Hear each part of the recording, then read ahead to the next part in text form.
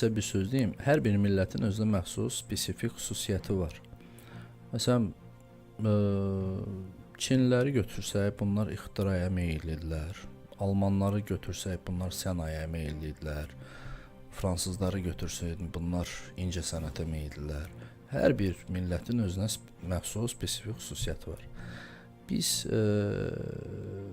türklər, türk mənşəli xalqlar, biz döyüşkən millətlər olmuşuq hər zaman. Bizi bütün dünyada, bütün millətlər, bütün xalqlar, hətta tarixçilər, Strabondan tutmuş, Herodota kimi, hamısı bizim öz yazılarında da bizi türkləri döyüşkən bir millət kimi qələmə veriblər. Yəni bu bizim millətin hər zaman döyüşkənlik ruhu, döyüşkənlik bizim ruhumuzda olub. Həm də coğrafiyamızda belə bir coğrafiyada yerləşirik ki, bizim coğrafiya çox çətin bir coğrafiyadır, qanlı bir coğrafiyadır. Çünki burada həyatda qalmaq üçün, burada dövlət qurub, dövləti yaşatmaq üçün qan tökmək, yəni təəssüflər olsun ki, bundan yana deyiləm, amma qan tökə-tökə baş verən bir şeydir. Sadəcə olaraq bəli, tarix hər zaman belə deyək, bizdən yana belə deyək də şansımız gətirməyib. Müəyyən dövrlərdə məğlubiyyətlərə düşər olmuşuq, amma biz yenidən qalxmağı bacarmışıq. Mən özüm şəxsən, özüm bilirsən, mən illərdir deyirdim ki, Böyük Vətən müharibəsindən də öncə də deyirdim ki, tarixdə bir hadisə baş veribsə, tarixdə bir hadisə yaşanıbsa, bu heç vaxt fantaziyanın, utopiyanın məhsulu ola bilməz. Yəni, tarix hər zaman təkrarlanır.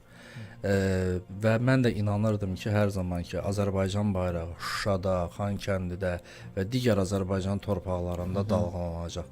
Və bu da şükürlər olsun ki, şanlı Azərbaycan ordusunun sayəsində, Ali Baş Komandanımızın sayəsində, şəhidlərimizin sayəsində bu baş verdi.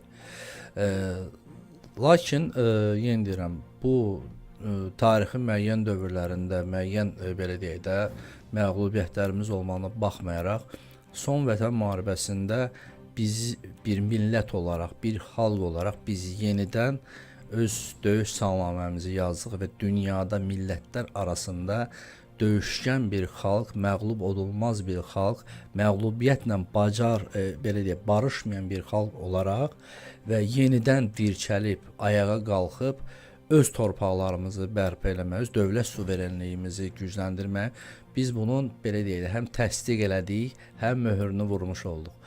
Yəni bir sözlə deyək ki, bizim əcdadlarımızın, babalarımızın bizə miras qoyduğu o şanlı tarixi biz bu günləri yenidən yazdıq və müasir dövrün belə deyək,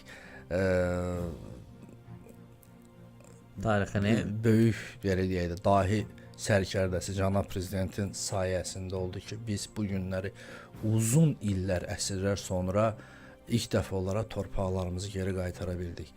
Yəni bu bizim nüfuzumuza nüfuz qatdı və dünyaya da xatırlatdı ki, yəni bizim xalqımız, bizim millətimiz məğlub edilməz bir xalqdır. Və düşünürəm ki, son müharibədə artıq nəinki düşmən üzərində qələbə, eyni zamanda da bilirsiniz ki, düşmənin arxasında dünyanın böyük gücləri dayanırdı ki, biz bu günləri, bizim düşmənimiz zəif düşmən idi. Sadəcə olaraq onun arxasında böyük güclər dayanmışdı.